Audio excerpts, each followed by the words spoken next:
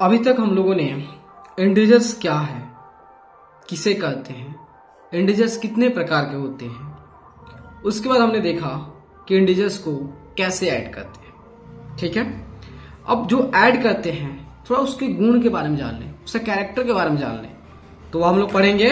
अब क्या पढ़ेंगे? Properties of addition of integer. जो हमें इंटीजर को ऐड करना अभी जस्ट सीखे हैं मेरे दोस्त, अब उसका क्या गुण है, कुछ कैरेक्टर है, उसके बारे में चलते चर्चा करते हैं। तो फर्स्ट प्रॉपर्टी के बारे में हम लोग देखते हैं। तो फर्स्ट प्रॉपर्टी आपका क्लोजर प्रॉपर्टी। क्लोजर प्रॉपर्टी कहता क्या है मेरे दोस्त, सुनिएगा अच्छे से।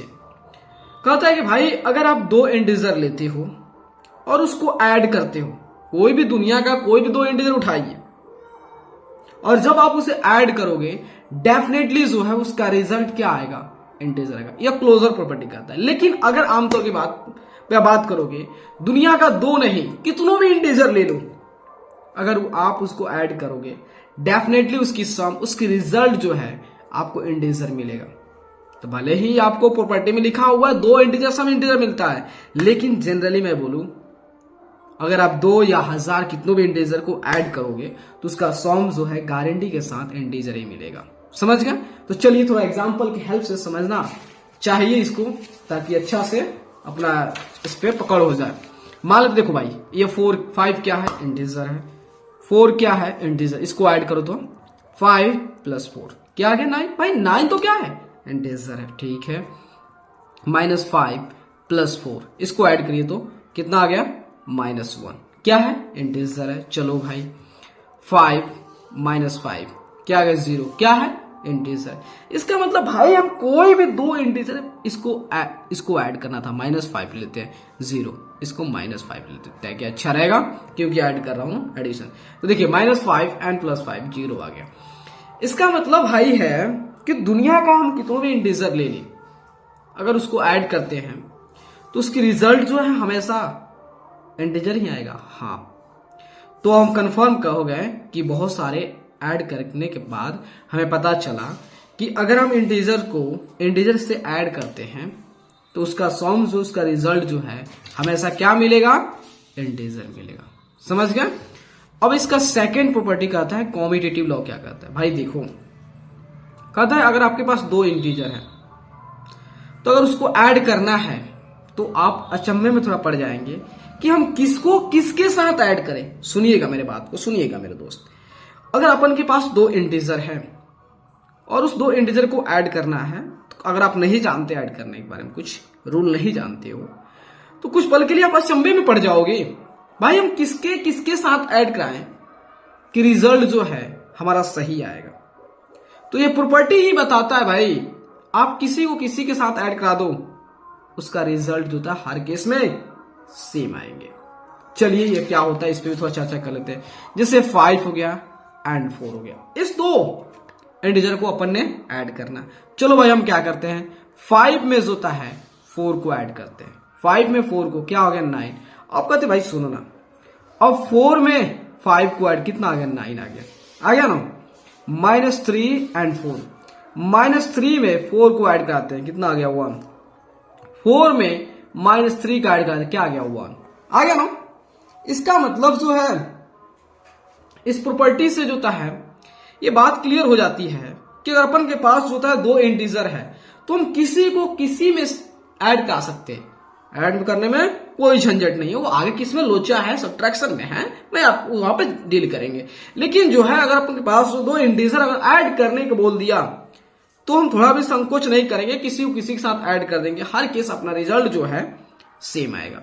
तो अगर जनरल फॉर्म में कहा जाए कि अगर ए एंड बी जो होता है क्या है, ये दो इंटीजर हैं, तो हम चाहे ए में आप बी को ऐड कर दो तो, या बी में ए को ऐड कर दो तो, हर केस में आपका रिजल्ट जो है सेम आएगा। तो कोई झंझट नहीं है। कॉम्यूटेटिव लॉ क्या कहता है, कॉम्यूटेटिव लॉ भी यही कहता है कि भाई अगर अपन के पास दो इंटीजर है और जब ऐड करने की बारी आएगी तो हम सोचेंगे नहीं, किसी को किसी के साथ ऐड कर देंगे, हमारा रिजल्ट हर केस में सेम आएगा। चलिए भाई कॉम्यूटेटिव तो समझा दिए। एसोसिएटिव लॉ क्या है भाई, एसोसिएटिव लॉ और कुछ नहीं, इसी का एक्सटेंडेड फॉर्म है। वो दो के लिए अप्लीकेबल है, ये दो से ज्यादा के लिए अप्लीकेबल है। ये 2 के लिए अप्लीकेबल है और ये 2 से ज्यादा के लिए अप्लीकेबल हो तो एसोसिएटिव लॉ अलग से बना दिया गया और कुछ नहीं है इसमें कोई रॉकेट साइंस नहीं। चलो तो एग्जांपल लेते हैं। तो पहले पेपर ले लूं, देन उसके बाद देखिए, जैसे मान लेते हैं सपोज एक 4 हो गया, 5 हो गया एंड 6 हो गया। ये 3 इंटीजर लेते हैं भाई, समझिएगा मेरे बात को, मैं कहना क्या चाहता हूं कि अगर हमें जो इस इंटीजर को ऐड करना हो तो हम किसी को किसी के साथ ऐड कर देंगे तो क्या अपन का रिजल्ट जो है सेम आ जाएगा। चलिए देख लेते हैं। तो यहां पे हम क्या करते हैं, सबसे पहले 4 में जो है 5 को ऐड कराते हैं। चलिए क्या आ गया रिजल्ट, 9 आ गया। अब इस 9 में जो होता है 6 ऐड करा दिया, कितना हो गया, 15 आ गया ना 15। चलो भाई अब हमारी इच्छा है कि 5 में जो है 6 का ऐड कराइए। 5 में हमने 6 का ऐड कराया, क्या आया 11, और फिर इसमें 4 का ऐड करा दिया, कितना आ गया 15। अब हमारी इच्छा है भाई कि 6 और 4 को पहले ऐड करा दीजिए। 4 में हमने 6 का ऐड, कितना हो गया 11, फिर इसमें 5 ऐड कर दीजिए, 15 आ गया। भाई हम कैसे भी, अगर आपके पास होता है 2 या 2 से ज्यादा कितनों भी अगर आपके पास इंटीजर है और ऐड करना हो तो आप संकोच मत कीजिएगा, हम किसके किसके साथ ऐड कराएं। आप किसी को किसी के साथ ऐड कराओगे, हर केस में आपका रिजल्ट जो है सेम ही आएगा। समझ रहे हो मेरी बात को। तो मैं कहना क्या चाहता हूं, मैं कहना चाहता हूं यही कि अगर आपके पास 2 हो या 2 से ज्यादा कितनों भी इंटीजर हो और बोला जाए कि भाई आपको इसको ऐड करना है, तो आप संकोच मत कीजिएगा, किसी को किसी के साथ ऐड करा दीजिएगा। हर केस में आपका रिजल्ट जो है सेम आएगा, आपकी सॉम जो है सेम आएगा। तो जनरली हम ले लेते हैं, चलो मान लेते हैं ए बी सी।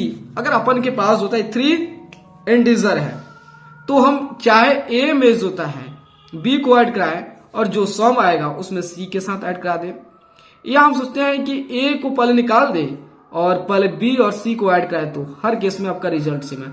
भाई तो पहले देखो, हम पहले इसको ऐड कराते, इधर लिखना चाहिए। देखो भाई ये इसलिए कर रहा हूं थोड़ा सा एक सिस्टमेटिक दिखे, ए बी सी, इसलिए, और कुछ नहीं है भाई, इसमें कोई नहीं। आप पहले इसी को ऐड करा रहे हैं, देन इसके साथ ऐड करा रहे हैं। समझ रहे हो मेरी बात को। तो वही है आपका एसोसिएटिव लॉ। एसोसिएटिव लॉ और कुछ नहीं है, जो कॉम्यूटेटिव लॉ है उसका एक्सटेंडेड फॉर्म है। इसको दोनों को जो था एक संक्षेप में बोलूं कि भाई अगर आपके पास 2 इंटीजर है या 2 से ज्यादा इंटीजर हो और उसके ऐड करने की बारी आ जाए तो आप कोई भी आप जो है आप उसे डरिएगा नहीं, उसके बेहिजक जो है आप किसी को किसी साथ ऐड कीजिएगा, हर केस में जो है आपका रिजल्ट जो है सेम आएगा। समझे। अब आता है नेक्स्ट प्रॉपर्टी जो कि एग्जिस्टेंस ऑफ एडिटिव आइडेंटिटी। ये प्रॉपर्टी क्या कहता है मेरे प्यारे दोस्त, ये कहता है भाई सुनो, आप क्या कर लो 0 इंटीजर ले लो, ठीक है, ले लिया। अब क्या करो, दुनिया का कोई भी इंटीजर उठा लो। मैंने क्या बोला, हमने क्या बोला, थोड़ा आप सुनिएगा। हमने बोला कि आप क्या कर लो कि एक 0 ले लो, ले लिया। अब दुनिया का कोई भी इंटीजर उठा लीजिए, कोई भी इंटीजर उठा लीजिए, कोई रेस्ट्रिक्शन नहीं है। अब उसको ऐड कीजिए किसी भी ऑर्डर में, आप 0 में उसको ऐड करा दीजिए, चाहे उसमें 0 ऐड करा दीजिए, हर केस में आपका रिजल्ट वही इंटीजर आ जाएगा जो आप ऐड करना चाहते थे। अच्छा गजब का भाई रिजल्ट है। अब हमें यह टेंशन नहीं लेनी पड़ेगी अगर कोई कहा दे भाई कि अगर 4 में 0 ऐड कर दो, क्या रिजल्ट भाई 4 ही आएगा, 0 में 4 ऐड कर दो तो रिजल्ट 4 ही आएगा। चलो थोड़ा सा एग्जांपल देख लेते हैं। देखिए अपन ने क्या कर लिया, एक 0 जो था इंटीजर ले लिया और दुनिया कोई भी इंटीजर, जैसे मान लेते हैं हम 4 लेते हैं, तो हम पहले सोचा भाई 0 में 4 ऐड कराता हूं तो रिजल्ट क्या आ गया 4 आ गया। अब फिर मेरे ख्याल है कि चलो 4 में 0 ऐड कराते, क्या आ गया रिजल्ट 4 ही आ गया ना। चलो आप कहोगे भाई पॉजिटिव इंटीजर लेते हो, नेगेटिव इंटीजर क्यों नहीं लेते, भाई वो भी लूंगा ना। तो मान लेते हैं -4 ले लिया एंड 0, -4 में 0 ऐड कराता हूं, क्या आ गया -4। 0 में जो था -4 ऐड कराता हूं, क्या हो गया -4 आ गया, आया ना।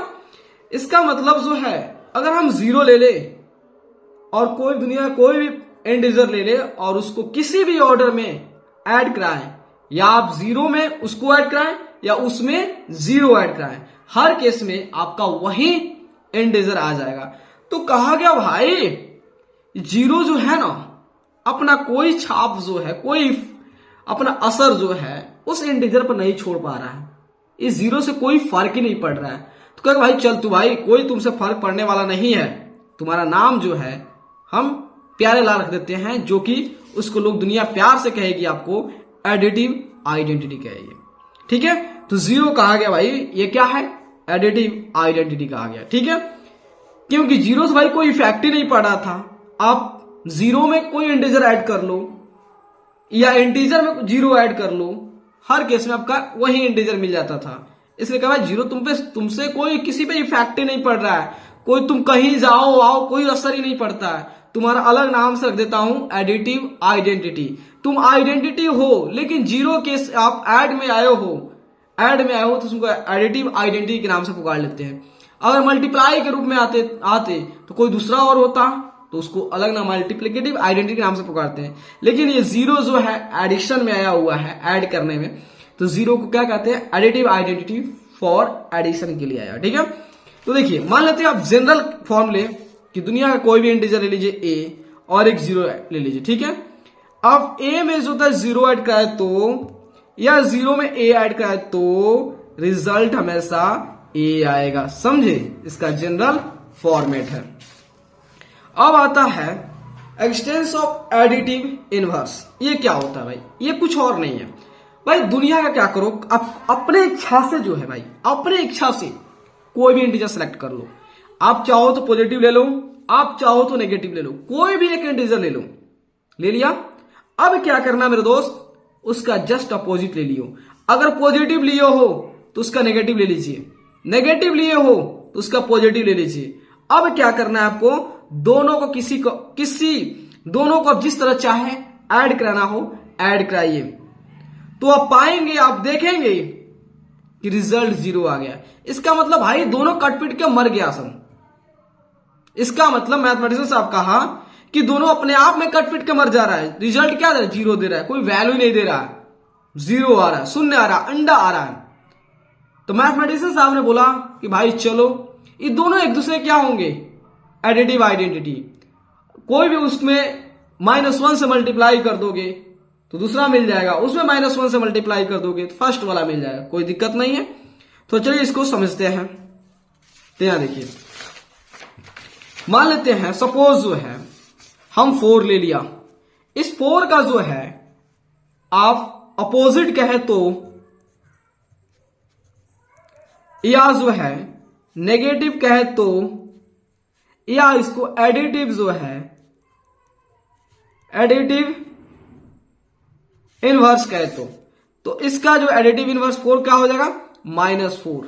और -4 का क्या हो जाएगा, तो 4 हो जाएगा। तो देखिए -4 का 4 एंड 4 का -4।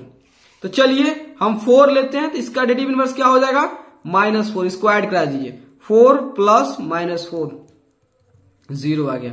चलिए -7 लेते हैं, इसका एडिटिव इनवर्स क्या होगा, तो 7 हो जाएगा। इसको ऐड करा दीजिए, -7 + 7 क्या आ गया, 0 आ गया।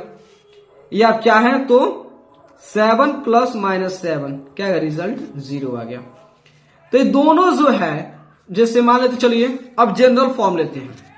ए हमारा क्या है, एक इंटीजर है, तो इसका जो अपोजिट क्या होगा, -a